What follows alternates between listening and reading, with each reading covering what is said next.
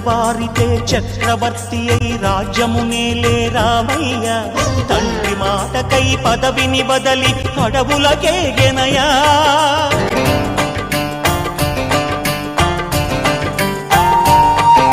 మహిలో జనులను కావగ వచ్చిన మహావిష్ణు అవతారమయ్య ఆలిని రక్కసుడపహరించితే ఆక్రోశించెనయా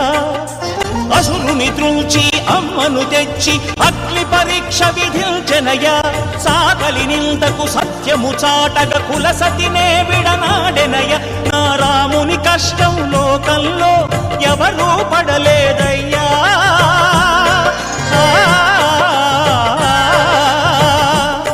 నా రాముని కష్టం లోకంలో